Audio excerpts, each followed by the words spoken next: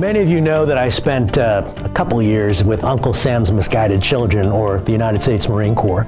And, what kind of leadership is that? Well, there's a couple of leadership styles, and let me talk about them. Transactional leadership, right? Transactional leaders seek mutually satisfying outcomes by providing clear direction and holding subordinates accountable for their actions.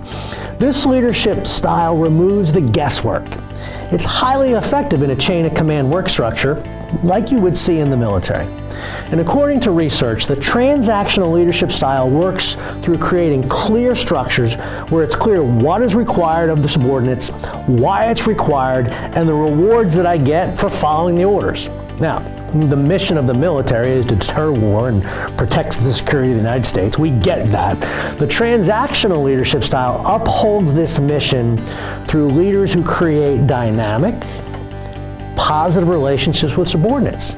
So as a result, leaders recognize subordinate needs and lead them in exchange for their performance and support. That's the nature of the transaction. So it's not necessarily command and control, but it's a transaction.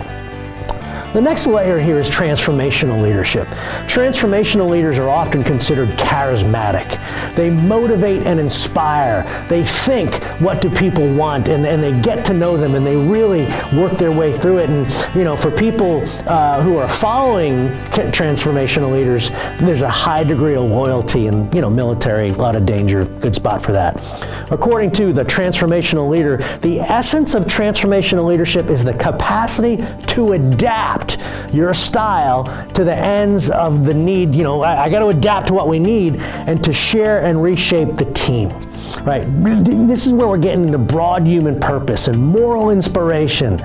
This leadership style is effective because leaders use inspiration and education to motivate subordinates. Not because I said so, but because you want to. They empower subordinates to make decisions.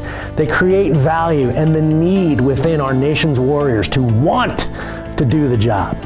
Most important, they instill a sense of pride and create that vision to gain subordinates' respect and trust.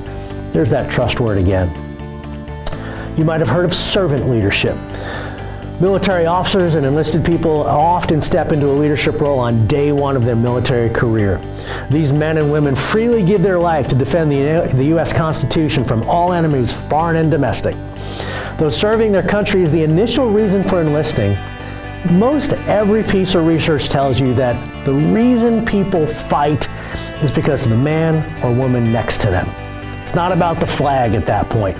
And this is the essence of servant leadership, an extreme dedication to the service of others before selves. According to Interpersonal Skills for Leadership by Susan Fritz, the servant leadership style in the military is effective because leaders embody the characteristics of servant leaders: empathy and acceptance, a sense of community, and a calling to serve others, to serve those who serve us.